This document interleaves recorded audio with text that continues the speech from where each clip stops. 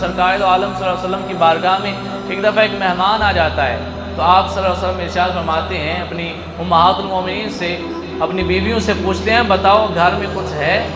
تو ساری ازواج کہتی ہیں کہ یا رسول اللہ پانی کے علاوہ اس وقت گھر میں کچھ نہیں ہے۔ سرکار محفل میں ارشاد فرماتے ہیں کوئی ہے جو میرے مہمان کی میزبانی کرے؟ آج جو میرے مہمان کی میزبانی کرے گا کل میں اس کو جنت عطا کر دوں گا۔ ایک صحابی اٹھتے ہیں کہتے ہیں یا رسول اللہ میں کروں گا۔ اب مہمان کو لے کے اپنے گھر جاتے ہیں، جا کر بیوی سے پوچھتے ہیں کچھ ہے؟ بیوی کہتی ہے صرف تھوڑا سا کھانا بچوں کے لیے ہے۔ آپ نے کہا بچے سرکار پہ قربان ہیں، آج بچوں کو سلا دو بھوکا ہی، اور کھانا مہمان کو کھلایا جائے گا۔ اب بچوں کو بھوکا سلا دیا گیا۔ جب کھانا کھانے کا وقت آیا تو کھانا اتنا تھوڑا تھا کہ اکیلا بندہ ہی کھا سکتا تھا۔ جب کھانا کھانے لگے تو صحابی نے اپنی بیوی سے کہا تھا کھانا کھاتے وقت چراغ کو کسی بہانے سے بند کر دینا۔ اب تینوں بیٹھے کھانا کھانے کے لیے تو چراغ صحابیہ نے بجھا دیا، اندھیرا چھا گیا۔ اب مہمان کھا رہا تھا، اسے پتا تھا یہ بھی کھا رہے ہیں۔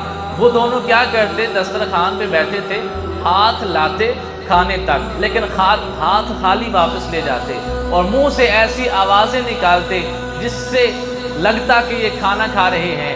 اس طرح سے انہوں نے مہمان کی مہمان نوازی کی، مہمان نے کھانا خوب سیر ہو کے کھایا۔ جب وہ صحابی صبح سرکار دو عالم صلی اللہ علیہ وسلم کی بارگاہ میں پہنچے تو وہ نبی جو فرش زمین پہ بیٹھ کے عرش بری کی خبریں دیتے تھے، انہیں پتہ تھا میرے صحابی نے کل رات مہمان کی مہمان نوازی کس طرح سے کی ہے۔ تو سرکار دو عالم صلی اللہ علیہ وسلم ان کو دیکھ کر ارشاد فرماتے ہیں اے میرے صحابی، تو نے کل رات میرے مہمان کی اس طرح سے مہمان نوازی کی ہے، اللہ رب العزت تجھے دیکھ کے مسکراتا رہا ہے۔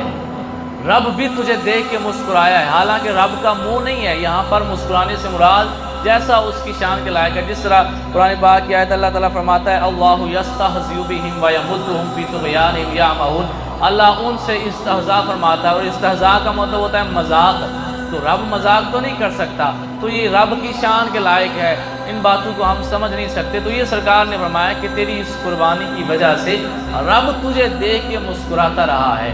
تو رب اگر وہ کہتے کہ آپ ہی کھاؤ ہم پہلاتے ایدا باج سوچا رہے، تو پھر کیا مہمان کی اس طرح مہمان نوازی کرنے پہ رب راضی ہوتا؟ آج ہم تو اس طرح نہیں کرتے۔ وہ